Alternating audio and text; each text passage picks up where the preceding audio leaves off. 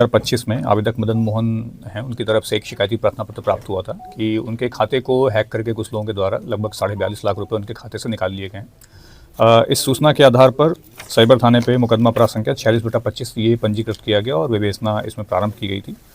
जो विवेचना वाली टीम थी, इनके द्वारा जो मनी ट्रेल थी अकाउंट्स की, उन पे काम किया गया। साथ ही साथ जो डिजिटल फुटप्रिंट वो IP लॉक्स के माध्यम से उन तमाम तरीक़ों से करते हुए इस विवेचना की गई।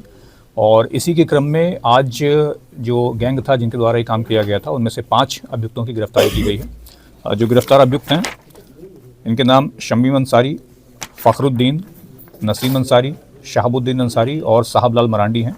इन 5 की गिरफ्तारी जनपद धनबाद झारखंड यहाँ से हुई है।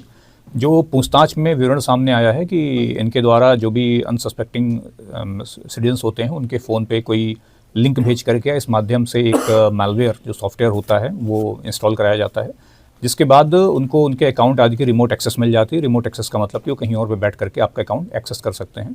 और उसके बाद चूंकि OTP वगैरह सारी एक्सेस उनके पास आ जाती है, तो उनके खाते से पैसा निकालते हैं। इस प्रकरण में भी इनके द्वारा तकरीबन 42.5 लाख रुपए विभिन्न अकाउंट्स में ट्रांसफ़र कराया गया और उसके बाद अल्टीमेटली उनको धनबाद में ATM से कैश के द्वारा विड्रॉ किया गया था। ये इनका पूरा मोडस ऑपरेंडी था। इनके पास से जो संपत्ति का खपाने का तरीका है कि इनके द्वारा एक तो हाल में इनके पास एक गाड़ी भी मिली है, जो कि 10-12 दिन पहले उन्होंने एक ब्रीज़ा गाड़ी ली है, वो ब्रांड न्यू गाड़ी। साथ ही ज़मीन खरीदना, घर बनवाना, इस टाइप के जो भी निजी खर्चे हैं, इन सब पे इनके द्वारा संपत्ति बनाई गई है। प्रकरण में इनकी गिरफ्तारी हो गई। साथ ही जो और नेटवर्क में इनके लोग शामिल हैं, उनकी भी जानकारी की जा रही है।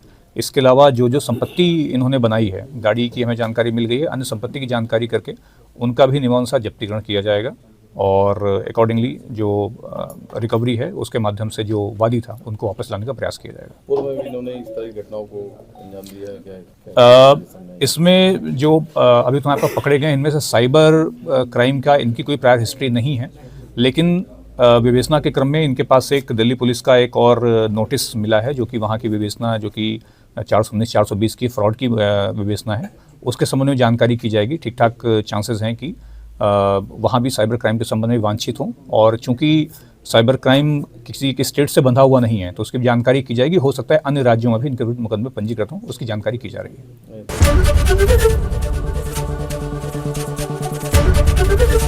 ABP गंगा, खबर आपकी, जुबान आपकी।